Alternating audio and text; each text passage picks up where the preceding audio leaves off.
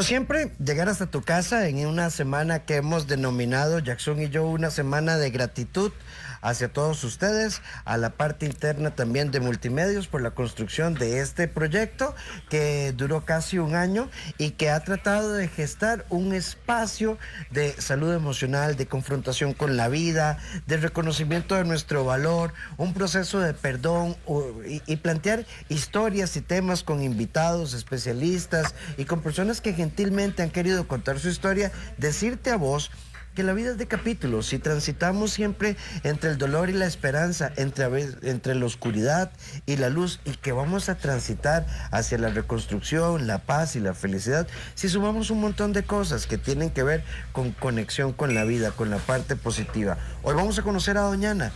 Perder un hijo es sumamente doloroso, o una hija, pero perder 2 hijos en un lapso de 2 meses simplemente es devastador. ¿Qué hizo doña Ana? Hoy nos va a hablar de su duelo y nos va a poner en una dimensión de esperanza, de fe y de construcción, Zoom. Historias que inspiran, historias que motivan, historias que nos hacen cuestionarnos y que realmente nos movilizan a nivel de valores. Sí, señores, valores, esos importantes que necesitamos seguir trabajando en cada uno de nosotros. Y bueno, para iniciar el día de hoy, vamos a compartir, hoy no compartimos una pregunta específicamente en redes, hoy compartimos una frase. ¿Por qué? Porque esperamos que en esta misma publicación ustedes hagan también reposteos o inventen o creen las frases que ustedes tienen por ahí. Y ahí tenemos la frase del día de hoy que justamente hicimos nosotros. Sí hay personas hechas a la medida de nuestro corazón y está pensada precisamente en cada uno de ustedes, porque juntos es como hemos construido este espacio por casi un año. Juntos es como hemos creado y como esperamos que en esos corazones siga esa semillita de voluntad y de hacer bien las cosas desde el lugar en que cada uno siente felicidad. Ana, muchísimas gracias por acompañarnos, gracias por estar en tu espacio. ¿Y ahora qué? Muchísimas gracias a ustedes por la invitación. Doña Ana, gracias, porque más que hablar de una historia de dolor, es hablar de una historia de vida. Es hablar de una historia de comprensión y de muchos, porque tal vez muchos que estamos en casa, porque hoy vamos a hablar de una madre que pierde 2 hijos. Muchos arrancamos ¿por qué? ¿Verdad? ¿Por qué a mí? ¿Por qué en este momento? ¿Por qué en esta etapa? Y ahora que muchas personas han dicho, bueno, y cuando creí que todo había pasado, nuevamente estamos frente al dolor. Pero Ana, antes de hablar del fallecimiento de tus 2 hijos y de tu proceso de reconstrucción, contanos un poquito quién es Ana para que podamos ubicarla, porque hoy sabemos que Ana anda en Cerro Pelado y camina y ha hecho 1000 cosas, ¿verdad? Pero esa es la nueva Ana. ¿Quién era Ana antes de todo esto y cuál es la historia de tus hijos antes de todo esto? Okay. Bueno, yo siempre he dicho que yo no había perdido la identidad, porque yo era la mamá de Cristel mayormente, porque Cristelita, bueno, mi chiquita... Que es importante tal vez que nos cuentes un poquito las características de Cristel y para que podamos entender por qué se había diluido Ana. Ok, yo tengo a Cristel cuando tengo 16 años de edad. Soy mamá de Cristel. A los 18 años ya nace mi otro hijo y muy seguiditos. Cuando nace mi segundo hijo, mi hija empieza como en un retroceso, empieza a perder todas sus facultades y entonces, bueno, en aquel entonces uno la llevaba al médico y le decían a uno las enfermeras, exceso de chineo, mire ese me mandaron a varios médicos y bueno, ahí empezó un proceso en el que antes para el Ministerio de Educación Pública no había espacio para personas con discapacidad. Cristel, ¿qué edad tiene para este momento más o menos? 2 años. 2 añitos. 2 años. Y entonces, en ese momento recuerdo y le agradezco muchísimo a doña Victoria Garrón, que fue la que me ayudó a conseguir un espacio en la escuela de neuropsiquiátrica infantil. Y ahí se diagnostica a Cristel con autismo, un 80% de autismo. Sin embargo, llega una profesora y dice, ella no es autista, ella tiene otra discapacidad y hay que empezar a buscar qué es. Me la refieren a un médico neurodesarrollista y él dice, Cristel lo que tiene es un síndrome de Rett. Y se empieza a tratar como síndrome de Rett, hasta que también vino el doctor Luna y dijo, sí, es un síndrome de Rett. ¿Y qué es un síndrome de Rett? Entonces resulta que es una enfermedad degenerativa progresiva que da solo en mujeres. Y yo dije, ok, perfecto, me saqué la lotería, ¿verdad? Entonces, un día nos preguntaron a nosotros qué se sentía tener un hijo con discapacidad. Y entonces yo le digo, bueno, siento, es como si usted se monta en un vuelo con la idea de que va para un lugar y al final te cambian el destino. Y eso fue verdad. Aprender a vivir con esta situación y aprender a descubrir qué se hace. Porque resulta que el síndrome de Rett no se conocía. Con la particularidad de que además te dan un diagnóstico primero y tiempito después otro diagnóstico. Entonces era como... En cuestión, digamos, a los 2 años era autismo y a los 3 años ya era síndrome de Rett. Entonces empezar a ver. Y como era una enfermedad o una discapacidad nueva, no se sabía mucho. Que la enfermedad era degenerativa, progresiva y que era muy probable que no iba a durar ni 13 años. Y entonces, bueno, empezamos a terapias con la escuela, ¿verdad? De la escuela, estuve en la escuela de neuropsiquiátrica, estuvo hasta los 8 años. Luego ahí se piensa en que como ella va a perder sus aptitudes físicas, entonces es mejor mandarla a la escuela de rehabilitación. Y en la escuela de rehabilitación estuvo hasta que cumplió sus 20 años. Ya por decreto del ministerio, ya las personas mayores de edad pues ya no pueden seguir en el ministerio y entonces hay que buscar otras opciones, que luego de ahí se llevó a la Fundación de Personas con Discapacidad, donde estuvo hasta que cumplió los 30 años, ¿verdad? Es todo un proceso dificilísimo porque, como le digo, solamente es una enfermedad que da solamente mujeres. No se conoce mucho de esto hasta que el doctor Luna empieza a traer como reconocimientos de Suiza, que fue en donde se encontró la enfermedad. Sí, perdón. Como investigar, porque hay características y demás, ¿verdad?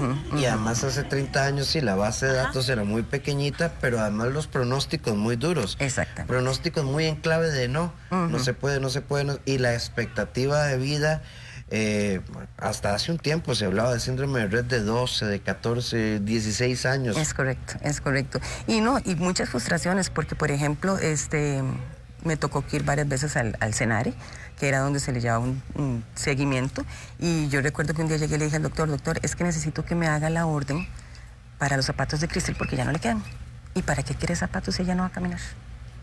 Entonces esas cosas que usted siente como que se le va a ir por encima del escritorio, ¿verdad? Y yo dije, ok, no necesito la orden, yo puedo comprarle unos zapatos sin necesidad que me hagan una orden. Y así empieza uno a irse por delante para ir defendiendo los derechos de estos chicos, porque desgraciadamente como son desconocidos, ¿verdad? Porque ella no parecía que tuviera una discapacidad, y yo más de una vez, bueno, cuando no tenía carro, que la andaba alzada y que tenía que subirme a un bus y bajarme a un bus, y le decían a uno, baje esa vagabunda, ya está muy grande para que la ande alzada. O sea, muchas cosas tuvo uno que pasar con eso, ¿verdad?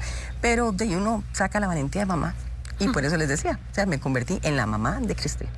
En la mamá de Steven, ¿verdad? Nada más, y uno pierde su identidad porque gracias, o sea, no me quejo en ningún momento de haberme entregado al 100% a los dos, ¿verdad? Claro, porque para por ejemplo, toda la lucha que estás haciendo, está toda la parte emocional también de mamá. Y me recuerdo mucho que cuando mi hijo entró primero al colegio, me llamaron de orientación y me dice la orientadora, dice, es que tenemos un problema. Dice, es que Joshua dice que usted no lo quiere a él, porque él es negro y la hermana es blanca. Pues yo decía, jamás, ¿verdad? Entonces, bueno, ya tuvimos que empezar a tratar con psicólogos y todo, porque él decía, y es cierto, uno en su ignorancia, yo estaba muy joven y todo, o sea, yo nunca me había sentado a decirle a él, vea, papito, su hermana tiene esto. No, yo asumí que él tenía que aprender a vivir igual como yo aprendí a vivir con la discapacidad de ella, ¿verdad? Claro, eso lo convirtió a él en el defensor número 1 de ella. O sea, eran compinches, cómplices y de todo, ¿verdad?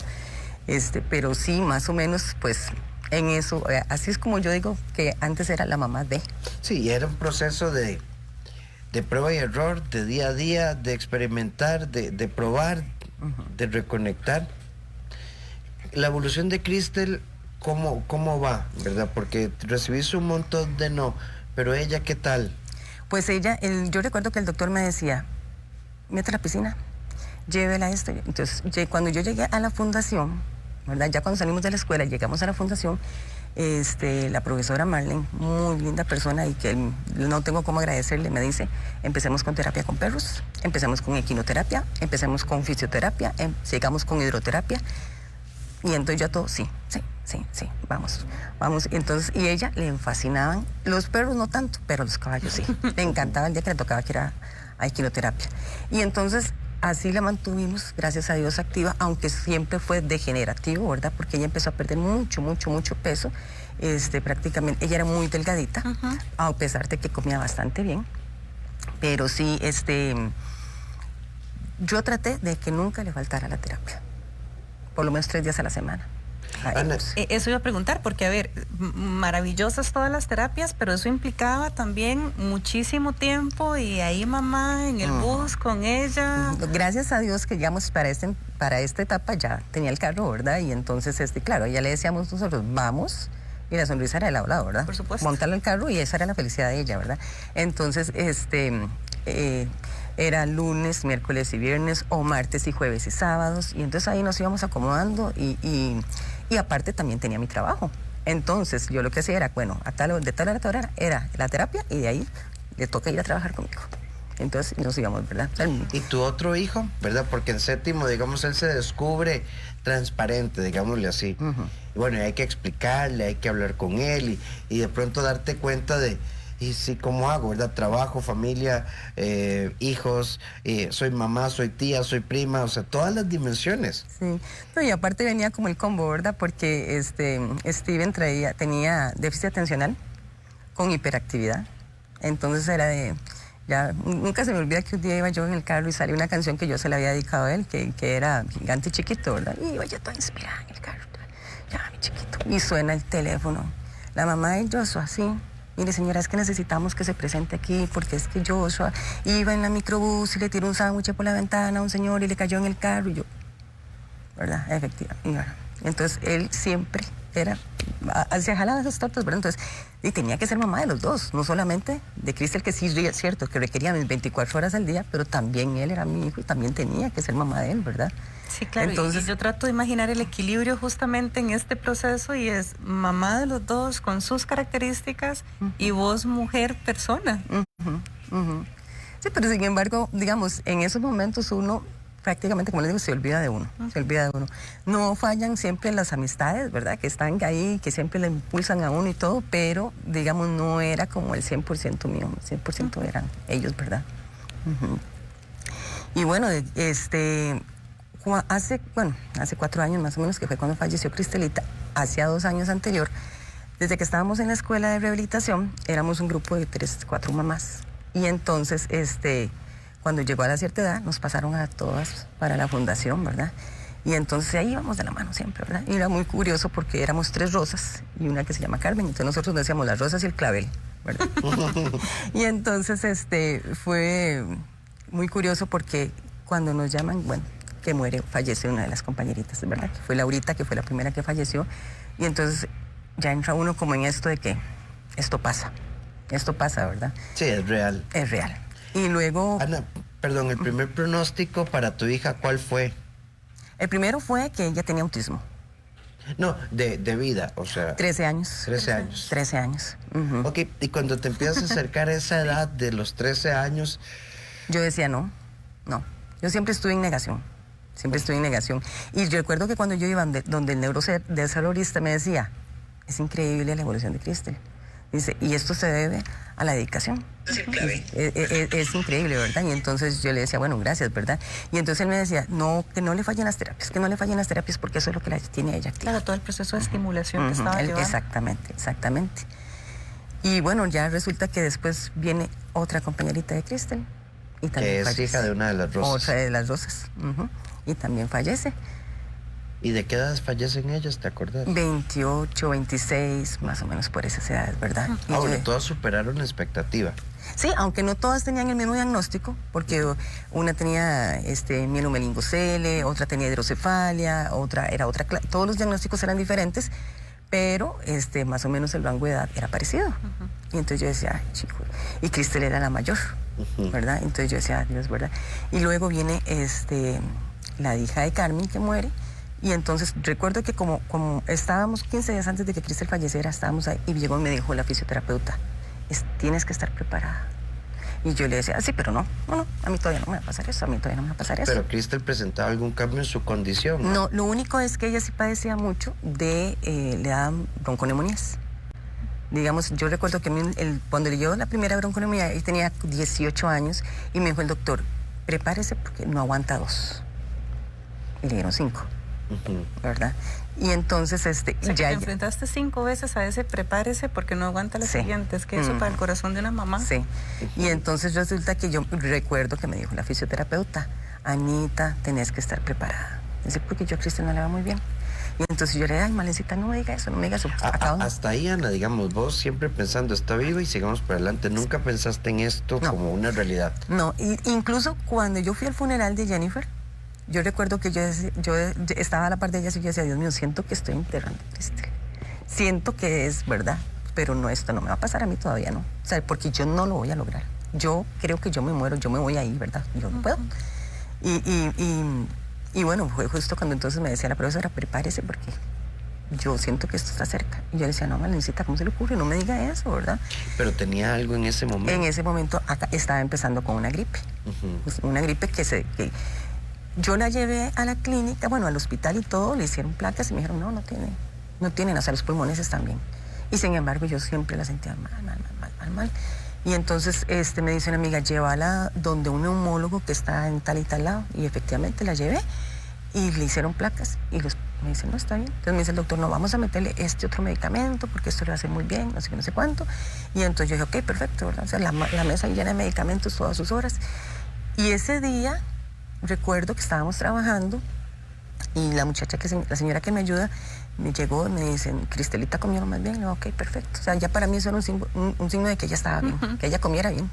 ¿Ese día qué día fue?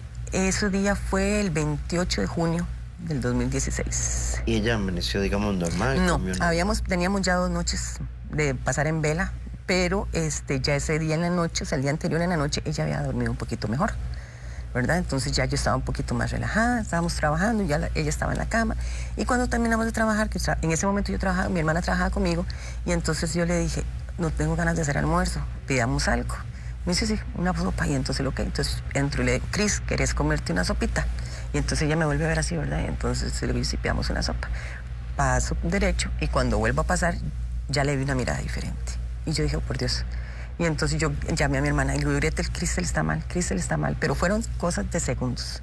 Y yo vengo y la agarro, y de viaje donde yo la agarré, ya se me empezó a desvanecer, y ya yo viendo la mirada se le estaba perdiendo el brillo, y yo le decía, Gretel, mi hermana, Cristel se me está muriendo. ¿La tenías en brazos? Sí, yo la tenía alzada. Y entonces ella me decía, dele respiración boca a boca, ¿verdad? Fueron momentos como que uno quiere hacer de todo. Claro. El día anterior el doctor me había dicho, póngale esto para que ella respire. Yo se lo ponía, se lo quitaba, le daba respiración boca a boca, la alzaba, la volvía a acostar, ¿verdad? Y entonces, en un momento yo vine y la agarré y la alcé, y ya sentí, ¿verdad? Y aún así, entonces mi hermana decía, no espérese para llamar a la ambulancia, ¿verdad?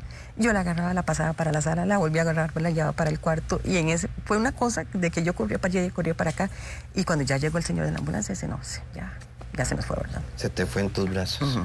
Qué duro. Y entonces, en ese momento yo lo único que atiné fue agarrar el teléfono y llamar a Steven. Le dije, papito, Cristelita se nos fue, véngase ya para acá, ¿verdad? Y ya, después de ahí, recuerdo muy pocas cosas porque uno pierde el control y entonces yo decía, bueno, tengo que llamar al doctor para que le haga la acta de defunción, tengo que llamar al patólogo, necesito conseguir la caja, ¿verdad? Eran muchas cosas que tenía que hacer en el momento y a veces uno... ¿Y Cristel para ese momento qué edad tiene? 30. 30 años tenía Cristelita. ¿Y tenía Steven? 30 años y 2 meses. Steven tenía 28. Y entonces Steven llegó, ¿verdad? Y desesperado. Me decía, Mita, ¿pero por qué, Mita? ¿La conexión entre ellos dos qué tal? Eran increíbles, o sea, eran como gemelos. Era muy curioso porque él llegaba a la casa y ya yo vi a Cristel pegando un grito y yo, deja de tocarle en la nariz, porque no soportaba que le tocaran en la nariz, y él llegaba, pues, tocarle en la nariz. Entonces ya ella pegaba y tal. Mierda, ¿sabes? Aquí no se le puede decir nada, pero él llegaba y se le metía entre las cobijas y se acurrucaban y se tomaban fotos y verdad. Y es que las edades bastante cercanas. Sí, de hecho, prácticamente cuando Steven nació, yo a los dos tenía que bañarlos, a los dos tenía que mudarlos, a los dos tenía que... Se criaron como si fueran gemelitos, ¿verdad? Aunque hubiera una diferencia en edad, pero se criaron como si fueran gemelos. Ana, entonces Cristelita se va en tus brazos. Le decimos a Steven, véngase porque Cristelita se nos fue. ¿Y ahí qué pasa?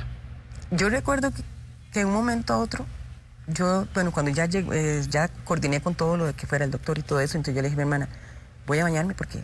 ¿verdad? Y a buscar la ropa de Cristel. Bueno, yo nada más le dije, Steven, necesito que vaya y le busque algo blanco a Cristel para ponerle. Entonces fue y me consiguió una pañoleta muy bonita, grande, ¿verdad? Y toda la cuestión.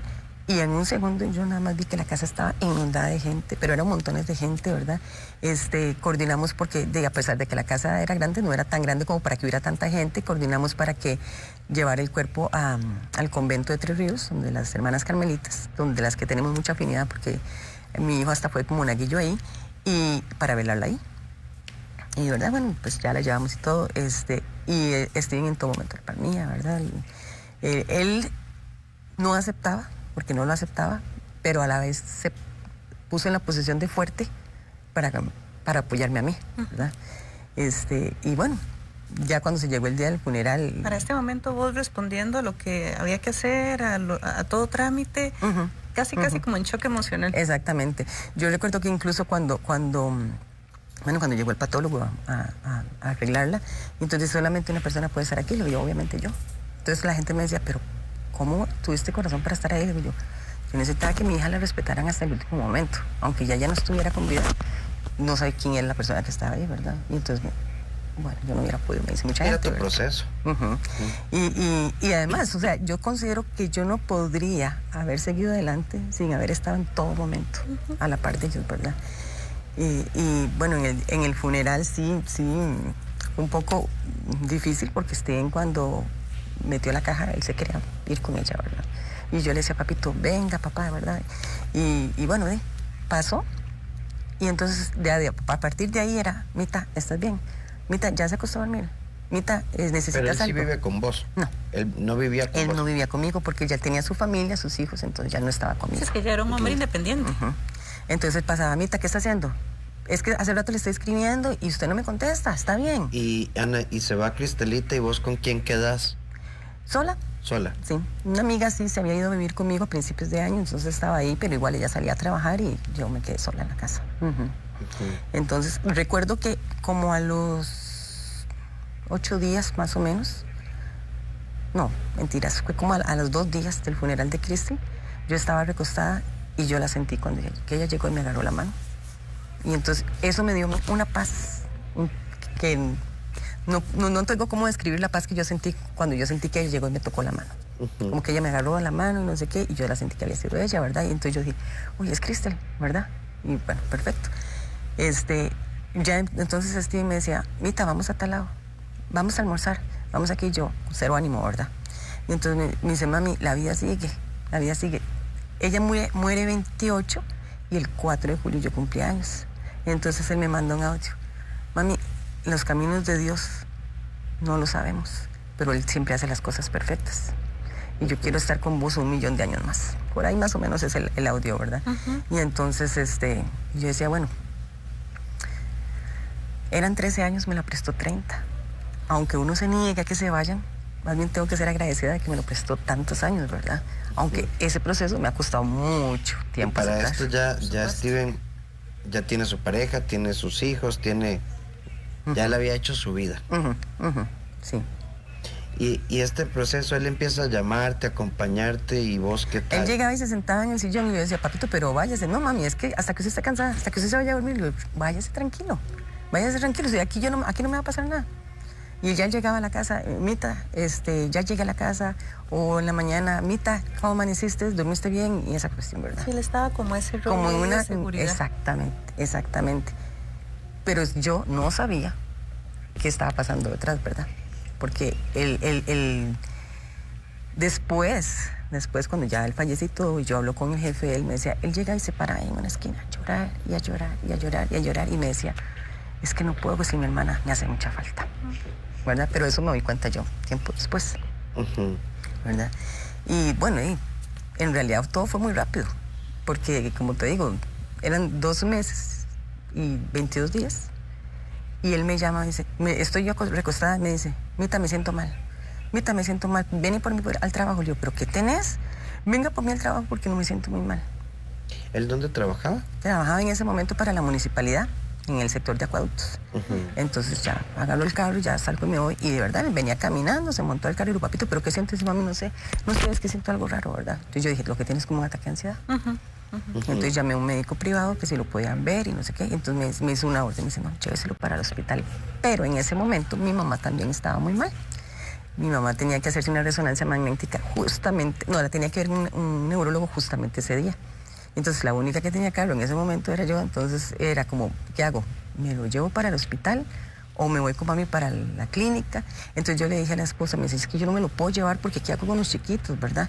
Entonces le digo, bueno, hagamos una cosa, yo lo vamos a dejar en la casa, yo llevo a mami Y cuando salgo de la cita con mami, vengo por él y me lo llevo para el hospital. Y efectivamente así lo hice, ¿verdad?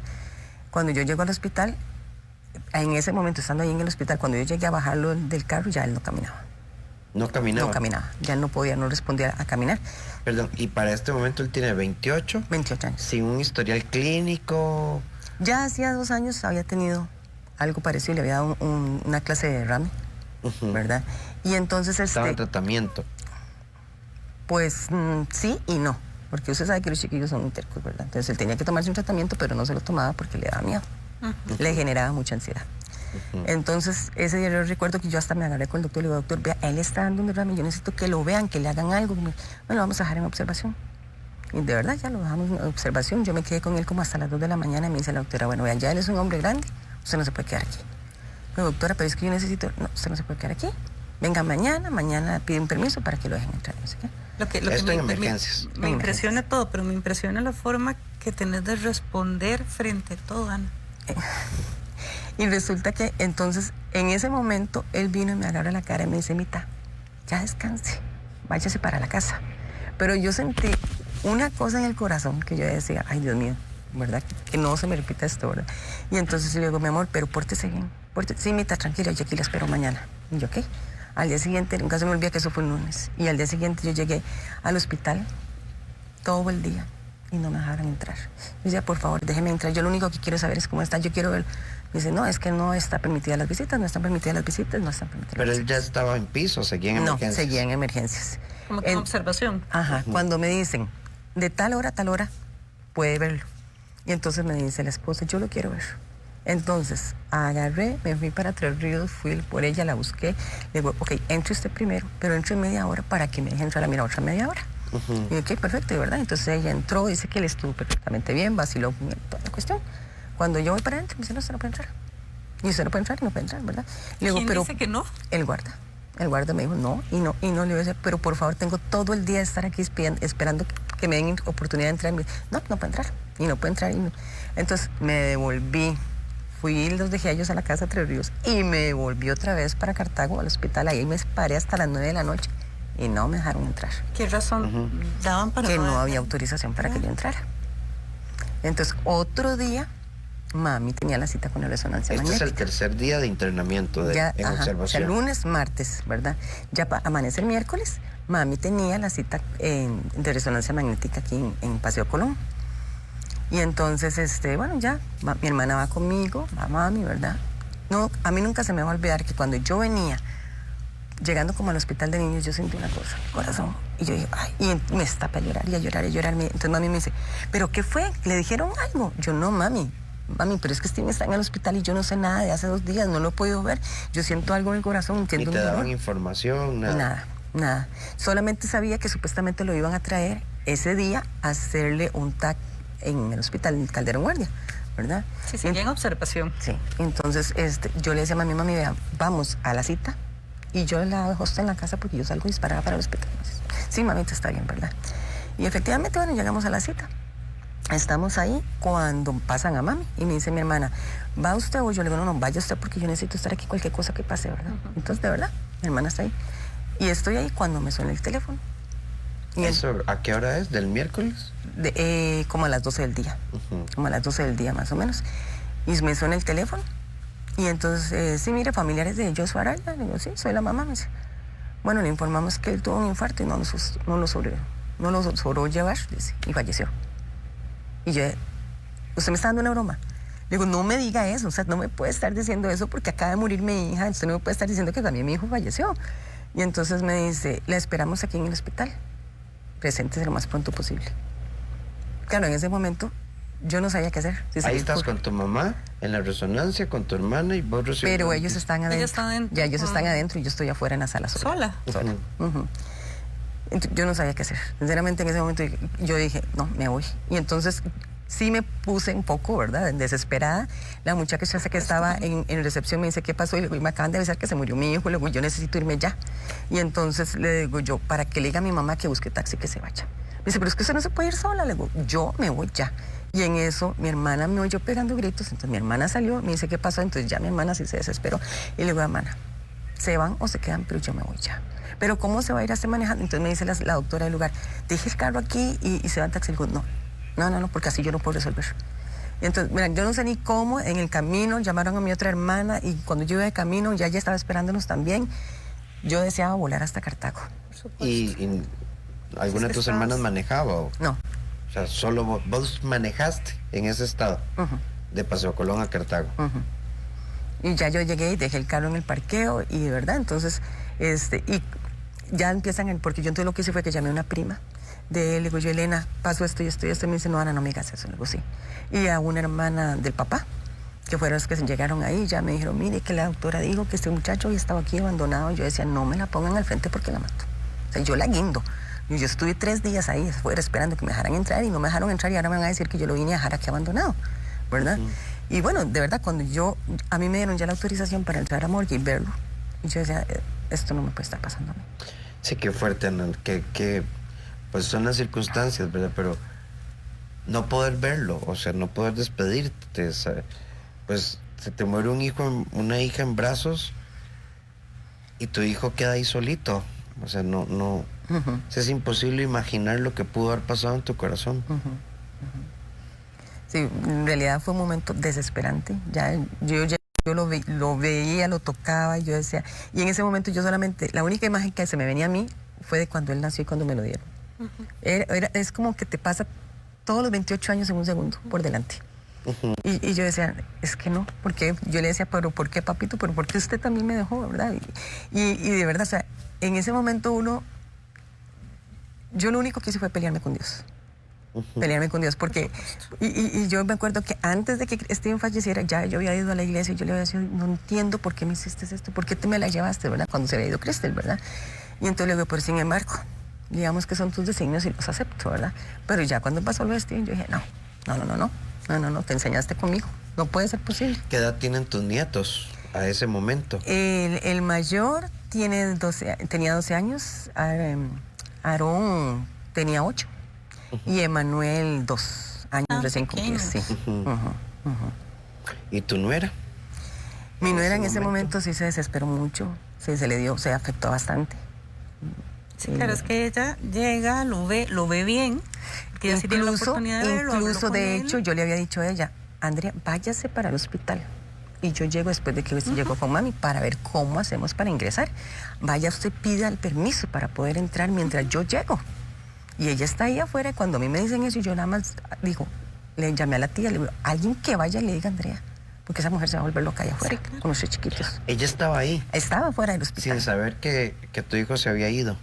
Sí, esperando nada más para ver cómo hacían para que le dieran el permiso. Es correcto, porque lo único que nosotros queríamos era poder tratar de poder entrar. 24 horas antes ella lo había visto bien, habló, todo normal. Tuvo su última media hora. Sí, exactamente. Ella sí pudo estar con él y después. Los chiquitos no. Los chiquitos no. ¿Qué pasa después, Ana?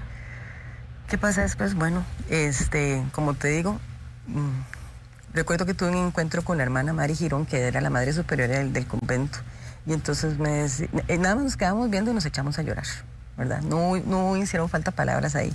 Y luego me dice, ¿cómo estás? Y yo le dije, enojada con Dios. Enojada con Dios, le digo, ¿por qué? ¿Por qué a mí? ¿Por qué esto? ¿Por qué me pasa esto? ¿Verdad? Y entonces me dice, sí, pero piense que Él tiene la respuesta, ¿verdad? Y entonces le digo, sí, hermana, pero es que no la logro entender. O sea, yo no entiendo por qué. Momentos más duros porque no hay explicación. No hay explicación. Y luego de esto, también, o sea, no hubo como mucho chance porque Steven muere en septiembre y en noviembre a mami le dicen que la tienen que operar inmediatamente de la columna porque tenía unas hernias y entonces había que operarla porque si no se iba a quedar sin caminar. Estaba en exámenes. Y efectivamente, entonces vino el proceso de la operación y entonces prácticamente mami me buscó ayudarle a volver a empezar a caminar. Entonces era de que yo todos los días me iba como desde las 4:30, 5 de la mañana a quedarme con ella hasta las 10 de la noche. Entonces, ¿y tu trabajo? Es trabajo propio. Entonces sí tenía personas que me fueran ayudando. Mientras tanto, yo estaba con mi mamá, ¿verdad? Y mi hermana también. Entonces mi hermana y yo vimos a mami en todo ese proceso de la operación y la recuperación. Y entonces, sea como sea, eso sirvió para no tocar fondo, como dice uno, porque había que estar atento a... a Claro, que sí, pero mami. ese atento a es una reconstrucción rápida por el fallecimiento de la hija, reconstrucción rápida, fallecimiento de hijo y reconstrucción rápida porque apoyar a mamá con su operación. Correcto, correcto. Y bueno, no, vos sos una mamá presente, activa en la vida de tus hijos. Y tus nietos en este momento, porque papá fue a trabajar, fue al hospital y... Para ellos fue bastante duro también, obviamente, ¿verdad? Mi nuera toma la decisión de irse a vivir a la frontera por un año. Entonces, la mamá de ella estaba por allá. Y entonces, claro, también para mí fue muy duro porque fue un año en el que no podía haber otro duelo, porque estaba sin mis nietos, ¿verdad? También, entonces fue un proceso. Y presumo que sin poderlos ir a ver porque estás en la rehabilitación de tu mamá. Es un proceso de pérdidas y pérdidas y pérdidas, y no precisamente pérdidas sencillas, pérdida de hijos, pérdida por distancia de nietos. Es impresionante porque sí, escuchamos la historia y pareciera simple y sencillamente impresionante y mentira. Vamos a regresar con más después de la pausa, con más de la historia de Ana.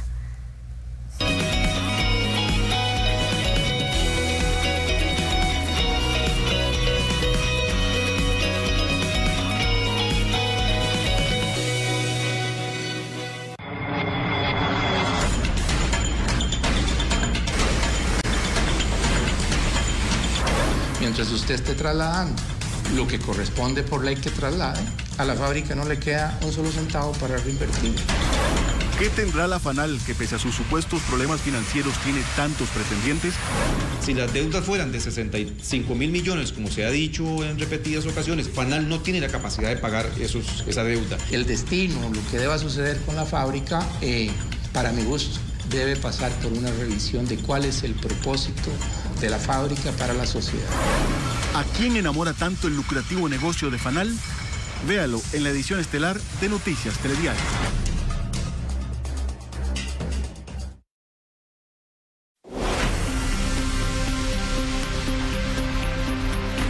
No existen parejas perfectas, solo existen familias valiosas. Perdón porque cuando pensaron que tal vez iba a ser el sacerdote, no lo fui. Perdón porque cuando pensaron que iba a ser el marido más ejemplar, les fallé. Perdón cuando pensaron que iba a ser una persona intachable y en algo me equivoqué. Perdón. Disculpas. Este miércoles 26 de agosto a las 10 de la noche, en Íntimo, vamos a conversar con el padre Mix. Ay, Dios mío. Aquí estamos. Andrés Zamora.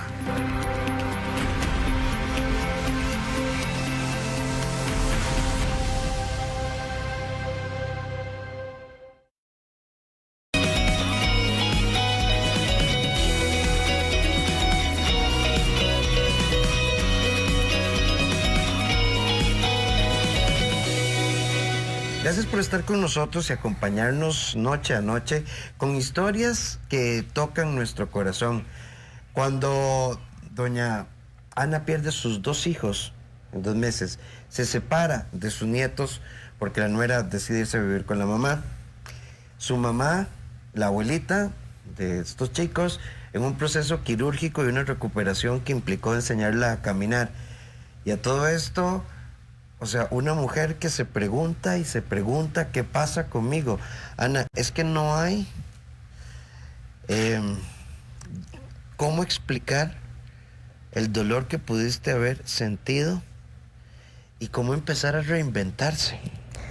Yo empecé a ir de un psicólogo, ¿verdad? Y entonces yo llegaba y me sentaba y me decía, ¿y cómo te sentís? Y de la hora de la cita, 45 minutos yo lloraba. Y lloraba y lloraba y lloraba y lloraba y lloraba y no podía hablar, ¿verdad? Entonces, así estuve casi un año. Un día llegó y me dice... ¿Estabas triste o te sentías deprimida? Me sentía triste, hasta el día de hoy ellos me hacen demasiada falta. Me hacen demasiada falta, ¿verdad? Porque eran mi vida entera. Son tus hijos. Eran mis únicos 2 hijos, ¿verdad? Entonces, y un día me dijo, vea, usted tiene que organizarse, que buscar su trabajo, que va a hacer algo diferente en su vida. Dice, y si tiene ganas de llorar, busque un momento en el día y llora 1 hora. Y ya. Y yo decía, ¿cómo voy a llorar ¿Cómo voy a decir yo, bueno, a las 7 de la noche me voy a sentar a llorar? De 7 a 8, no, o sea, no. Fue el último día que fui a citar con psicólogo. Entre el inicio de tu terapia y los fallecimientos, ¿cuánto tiempo pasó? Yo empecé en terapia con psicólogo apenas murió Cristel, ¿verdad? En eso ya vino lo de Steven y toda la cuestión, pero creo que no había pasado ni un año del fallecimiento de ellos cuando yo dejé de ir, porque no me sentía cómoda. Yo dije, no, esto no, ¿verdad?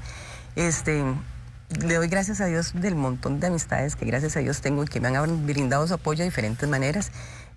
Con una compañera mía de colegio decidimos empezar a hacer catas de vinos. Y yo le decía, bueno, vamos. Perfecto, vamos, empezamos a ir. Bueno, si ustedes me preguntan de vino, tal vez no sé mucho de vinos, pero conocí un grupo de personas maravillosas que hasta la fecha, ¿verdad? Empezaste a hacer grupo. Exactamente. Luego, con otra amiga me dice, mira, ¿por qué no vamos a los cursos de Los Ángeles? Eso te va a ayudar. No había fallecido Steven todavía, solamente Cristel. Y entonces, bueno, son 8 niveles. Estaban los 3 primeros niveles, si usted me pregunta qué hablaron, no recuerdo absolutamente nada, porque yo llegaba, yo llegaba y solamente llorar y llorar y llorar y llorar, y yo decía, Dios mío, ya yo parezco loca, ¿verdad? Con estas mismas gentes, me dice, hagamos caminatas. Empezamos a prepararnos para ir a Chirripó. Ok, eso sí me gusta, vamos. Y tal vez íbamos caminando y yo me separaba del grupo porque ya yo sentía el taco aquí y decía, no. Pero en esta parte de la historia me estás planteando algo profundamente valioso, y es que un proceso de duelo implica una conexión con nuestras emociones, llorar, no hablar, necesitar estar solo, etcétera, pero a la par comprender que hay que hacer cosas aunque uno quede en blanco, aunque uno no tenga ganas, pero es permitirse, ¿verdad?, experimentar ahí, porque a veces hay una frase ahí popular que es, cuando yo me sienta mejor, voy a hacer algo diferente, pero entonces seguimos ahí ciclados. Y sintiendo todo esto hay que seguir caminando, aunque uno no le encuentre el gusto. Exacto, exacto. Y también están mis compañeras del colegio, mis excompañeras de colegio, ¿verdad? Ellos siempre dicen que yo soy como la bombeta del grupo, porque cuando hay que hacer reuniones, ahí estoy, ¿verdad? Entonces ellos decían, las fotos. Vienen el 30 aniversario de haber salido del colegio. ¿Y cómo vamos a hacer? Porque ya Ana acaba de pasar. Y yo, tranquilos, hagámoslo, ¿verdad? Claro, cuando terminó la fiesta, yo llegué a la casa y lloré como 3 horas seguidas, ¿verdad? Pero se hizo, pero fui y lo hice, ¿verdad? Y entonces, y ahora le comentaba yo a Jackson, hay momentos en los que sí, o sea, ya me ha pasado 2 veces que yo llego a la casa y exploto, y tiro, y grito, y lloro, y caigo, porque no es fácil. Es que te cambia la vida de un momento a otro por completo. Pero como dice mi mamá, se cae, sí, pero levántese. Límpiese las rodillitas y siga adelante. Es que es una visión te das muy... el permiso, que eso es maravilloso. Y es una visión muy real de un proceso de duelo. Es una visión muy real de enojarse con Dios y a la vez orarle, de no querer hablar con nadie y pedirle a la gente que lo sostengan, de no querer salir y bueno, empújenme. Es vivir. O sea, no existe una fórmula que uno se despierte un día y diga, bueno, ya, esto pasó. No. Yo por eso siempre digo, un día a la vez, con Dios y mis ángeles en cada uno de ellos. Porque para mí ellos, aunque digan que no, pero para mí ellos son mis ángeles, ¿verdad? Como les repito, tengo personas maravillosas a mi lado que han estado ahí día a día, ayudándome, impulsándome, diciéndome cositas bonitas. A veces me dicen, es que vos sos la que nos decís a nosotros, es que vos sos la que nos iluminás, ¿verdad? Y entonces yo dije, no sé cómo, ¿verdad? Pero bueno, si de eso sirvo, perfecto, ¿verdad? A veces yo digo, cuando yo empiezo, ¿pero por qué? Y yo a veces digo, ok, no, Dios no va a venir en una nube a decirme, mira, Ana Rosa, esto lo hice por esto y esto y esto. Ya estoy clarísima que eso no va a pasar, ¿verdad? Pero entonces, agradecer que estoy con vida, agradecer que todos los días me puedo poner de pie cuando tantas personas no lo pueden hacer. Agradecer que puedo ver cuando tantas personas no pueden ver, respirar, hablar, cuando tantas personas no lo pueden hacer. Y dentro de todo, pues eso es maravilloso. ¿Y tu mamá? Mi mamá ahí está, gracias a Dios. Ahí debe estar viendo el programa. Ayer dice... Probablemente. Sí, muy probablemente que sí. Ayer dice, ay no, mis hijas se están haciendo famosas, dice. Mi hermana es cantante, entonces ayer también estaba en un programa de televisión y entonces dice, ay no, mis hijas se están haciendo famosas. Y ella es la más orgullosa de sí. todas, por supuesto. Sí, gracias a Dios, mami, salió muy bien de todo este proceso. Más bien hay que frenarla, porque cuando nos pone un mensaje, bueno, voy saliendo rumbo, así que yo, mami, pero ¿qué? Ay, ma, es que yo allá en la finca me siento súper bien. Y yo, que quedó la compañía, nada más avisa cuando llegan. Y eso es hermoso, porque también es parte del respeto a los procesos individuales de cada una. Entonces, donde se solicita espacio, se respeta el espacio. Y eso es genial. ¿Y los nietos? Y los nietos ahí están, ya todos grandotes. Emanuel acaba de cumplir 6 años. Aarón tiene 12 años, 11, va a cumplir 12 años y dice, ya el otro año me puedo sentar a la par tuya en el carro, ya no tengo que ir atrás. Y el mayor, Dorian, ya tiene 16 años, lo que pasa es que ya está en un proceso de esa adolescencia, ¿verdad? Que se monta el carro, no habla, se baja el carro, no habla y nada más, bueno, hasta luego, chao, gracias. Okay, es una comunicación diferente. Entonces, Ana, en estos procesos hay una palabra y es algo que Jackson y yo queríamos tocar al lado de tu historia, una palabra que en procesos como el tuyo, o sea, no tengo pareja, perdí a mis hijos, vivo sola y demás. Hay una palabra, soledad, que asusta, ¿verdad? Que a veces nos aterra. ¿Cómo es tu experiencia de soledad? ¿Qué te dice esta palabra? Y desde tu historia, porque sos una mujer súper conectada con la vida. Y hay personas muy encerraditos en su soledad, en su duelo, que creo que tus palabras les pueden decir hoy, hey, suave, tal vez hay otra forma. Hay que aprender a vivir con eso, ¿verdad? O sea, uno tiene que aprender a vivir con todas las cosas que la vida le da. A veces yo digo, o sea, uno no puede estar en pobrecita yo, pobrecita, ¿verdad? O sea, porque ¿qué gana uno con estarse autocompadeciendo? Habiendo tantas cosas bonitas que vivir, ¿verdad? Entonces, a veces nos perdemos de cosas muy bonitas por estar ahí, encerrados, por estar en pobrecito yo, no, yo no, ¿verdad? Entonces yo siento que uno tiene que aprender a disfrutar de todo lo que Dios nos da, de todo lo que tiene la vida que es bonita, entre tantas cosas que están pasando, ¿verdad? Porque también no es fácil, no es fácil, pero uno tiene que aprender a disfrutarlo, aprender a vivir. Si bien es cierto, la soledad no es bonita, porque no es bonita, ¿verdad? Hace poquito me pasó algo, me dio un ataque de piedras y bueno, tengo ahí una pareja, ¿verdad? Y entonces yo le decía, me siento muy mal. Y él estaba en la casa. Y entonces ya llamó a la señora que me ayuda y me dice, haceme el favor y vas a verla. ¿Por qué? Porque está mal. Y efectivamente, cuando la señora llegó a la casa, yo estaba tirada en el baño, descompuesta, ¿verdad? Del dolor. De los dolores.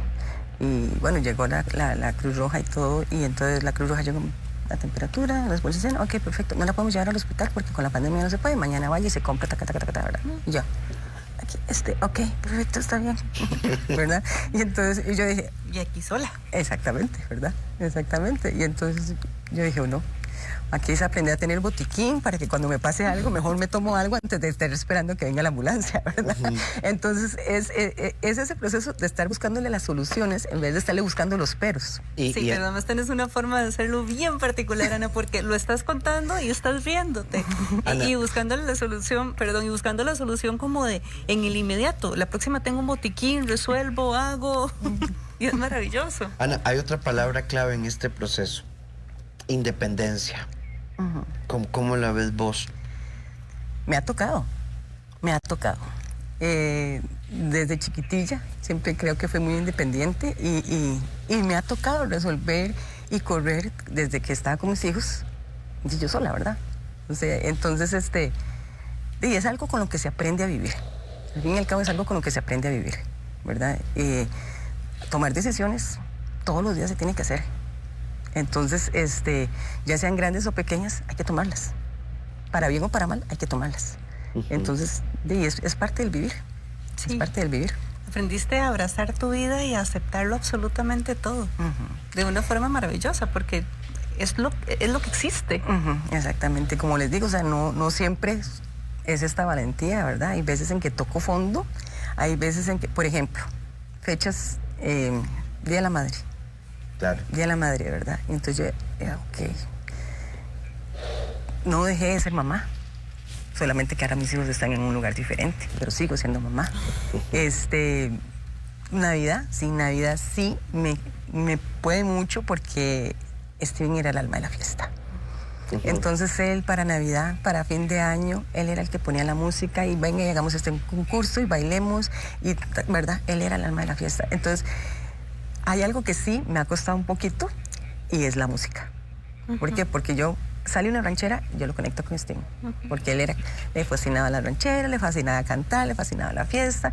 Entonces hay canciones, por ejemplo, de Alejandro Fernández o de Jorge Celedón, que yo las oigo y definitivamente, inmediatamente es el violín completo porque no lo logró, ¿verdad? Pero es parte de... O sea, la música no va a detenerse porque a mí me dan ganas de llorar. Pero qué rico que lo pones exactamente en esa dimensión. O sea, voy a Cerro Pelado, tengo el grupo de mis amigas, voy a caminatas, voy a cursos de ángeles, hago catas de vino, decidí tener un botiquín. Hay fechas, ¿verdad?, que son mucho más difíciles, pero este es mi proceso. Pero no estás desconectada con la vida. Y esto, a veces caminamos creyendo que para poder vivir el dolor tiene que pasar. No. Y hay que vivir al lado del dolor, también experimentando las bellas experiencias que la vida nos da.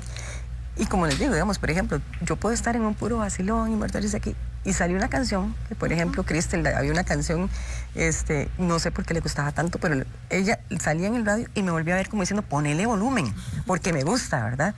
Y ya yo le ponía volumen y ella feliz de la vida, ¿verdad? O por ejemplo, Mi Niña Bonita, que era una canción que yo se la cantaba a ella. Entonces, bueno, Dios todo lo hace, el radio del carro se descompuso y yo dije, bueno, por algo lo hace, porque si no yo pasaría seguro en un puro violín cada vez que ando en la calle, ¿verdad? Pero eso sí es algo con lo que me ha costado irlo asimilando. Yo, escuchar música para mí es inmediatamente ellos, ¿verdad? Porque me trae demasiados recuerdos, ellos eran muy musicales. Por ejemplo, Cristel vivía enamorada de Ricky Martin y Chayanne, ¿verdad? Entonces, me acuerdo que cuando ella cumplió los 30 años, yo le dije, ok, te voy a comprar una pantalla gigante.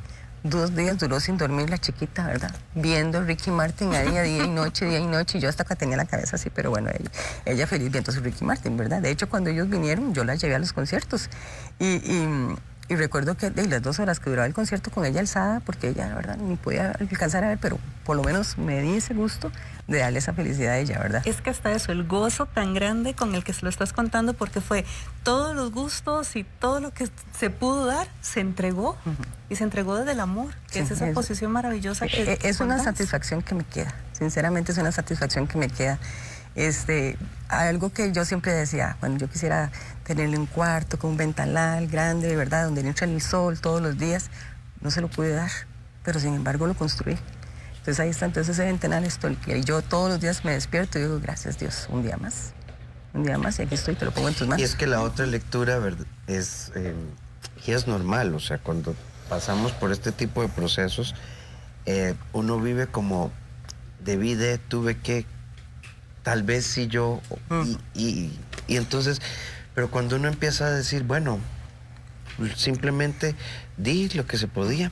Yo recuerdo que sí tuve muchos sentimientos de culpabilidad, por ejemplo, cuando yo dije, si yo no hubiera llevado a mami y me hubiera llevado a Steven primero para el hospital, tal vez, ¿verdad? Y entonces me decía, una persona vino y me dijo, ¿y qué tal si vos no hubieras llevado a tu mamá y tu mamá se en un taxi y el taxi choca y es ella la que se hubiera muerto? Te hubiera quedado el sentimiento de culpabilidad porque si usted le hubiera llevado tal vez no hubiera sentido eso. Sí, las cosas como fueron. Exactamente. Entonces, no hay nada que esté en mis manos para cambiar lo que ya pasó. Ana, algo importante, ¿verdad? Porque el tiempo empieza a ganarnos. Las preguntas. ¿Cómo están las preguntas? ¿Te las seguís haciendo? Sí, claro, por supuesto. Sí. O sea, como les digo, siempre voy a decir por qué. O sea, todavía uno dice, ok, Cristelita tenía una condición especial. Entonces yo sabía que más tarde o más temprano iba a pasar. Pero no, ¿verdad? Entonces yo decía, o sea, sí, yo siempre me sigo preguntando, ¿por qué? Respuestas, como les digo, Dios no va a venir en una nube a decirme, mira, Ana, yo me lo llevé por esto, para evitar esto, ¿no? Pero cuando uno ve tanta delincuencia, tantos asaltos, tantas enfermedades, tantas cosas, yo dije, prefiero eso. Por ejemplo, en este momento yo digo, prefiero eso que ver a Cristelita con un COVID, donde yo no voy a poder estar con ella a la par. Claro, y con su condición y sus neumonías. Es correcto. Prefiero que, o sea, no lo prefiero, pero no soportaría que me dijeran, bueno, mira, Steven iba pasando por ahí una balacera y le dieron. Porque ya ahí tenía otras clases de sentimientos que uno decía, no quisiera tener que tener rencor contra alguien, ¿verdad? Una cosa así. Antes de cerrar, si pudieras cerrar con una frase, con una palabra para todas las personas que están atrapados en esa nube, ¿verdad?, de dolor, ¿qué les dirías?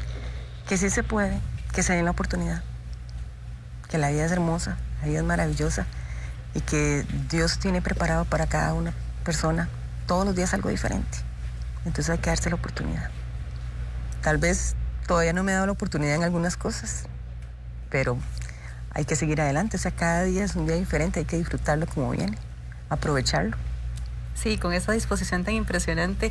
Y es que mencionas mucho el tema del agradecimiento, precisamente. Y ese es el que, bueno, ese es el que nos conecta con la vida, definitivamente. Muchísimas gracias, Ana, de verdad, por venir a compartir tu historia, por estar acá con nosotros, abrir tu corazón e inspirarnos de la forma que lo haces. Muchas gracias. Gracias a ustedes Ana, por la invitación. Gracias. Y a todos ustedes que están en casa, mañana tenemos nuestro penúltimo programa, ¿verdad? Y estará con nosotros una actriz nacional, Marcela Ugalde, que nos va a abrir su corazón y vamos a aprender mucho de ella también, a aprender a actuar en la vida, a asumir la vida y conectarnos con la vida. Gracias por estar con nosotros. Nos vemos mañana a las 6 de la tarde.